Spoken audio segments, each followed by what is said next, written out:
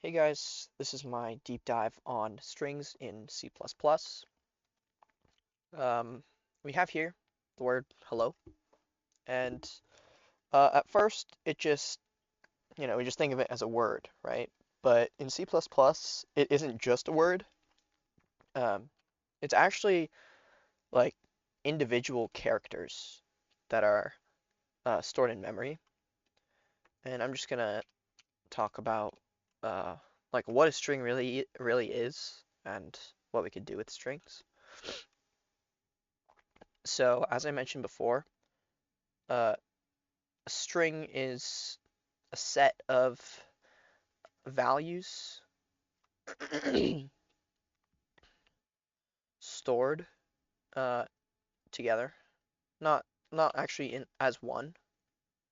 Like it's not one block of text, but it's like characters that are in a specific order by index. So kind of like how there's index for um, arrays and vectors. The same can be said about strings. the the word hello is 5 characters that are stored in sequence. Oops. And each character has its own position, as I mentioned, called the index. Now, what can we do with the index? So, let's just say we wanted to access a character. We can use a like bracket notation, so like word. Let's just say we wanted to access a character within this word. Or oops, not dot. It's brackets. Let's just say we wanted to get whatever's in index 1. We would get E. And a string, or actually let me erase this. A string is, as mentioned, a sequence of characters. Oh my goodness. Sequence of characters. And then we could say that it's actually a vector of characters, because that's essentially what it is. Characters. It stores like elements in order. It can grow, so because you can add, remove characters. And that's why many strings are like they feel similar to vectors and vice versa. We can use functions like um, word dot length,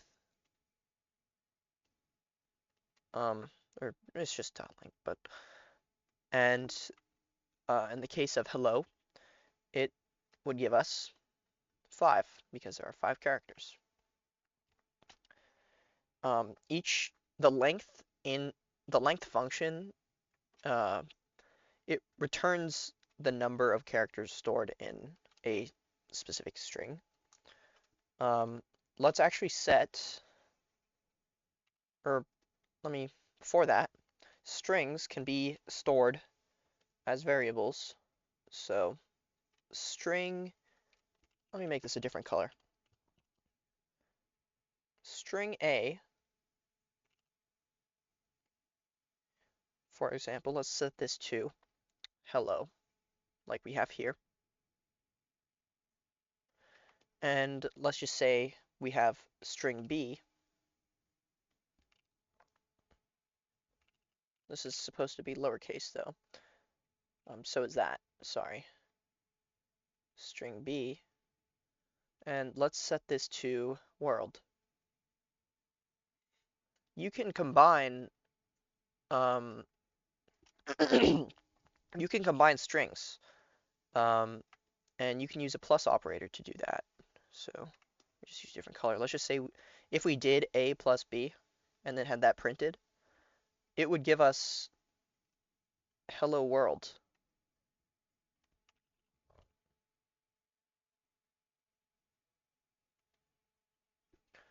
Right. But you also have to make sure you have a space here. Otherwise, it would just combine it. But you can combine like what's inside these strings using, like I said, the plus operator. And you can also modify uh, values within different parts of the string. So let's just say we have, oops, the word here, and let's just say we wanted to change index 0 to j. Well, what does this mean? What this does is it takes whatever's index 0 is and it sets it to j, or the character j in this case. And now, instead of saying hello, it says jello, right? Because we accessed index 0 of word and set it the value to to j. So strings are important because, well, you can use them to store like many different things, like usernames, passwords as well. You can use them for like input, messages, like longer messages. So if you have a sentence, you can set a string to that. And you could also have like file names or just names in general. And yeah, strings are very popular and like commonly used in programs. And that is my deep dive on strings in C++.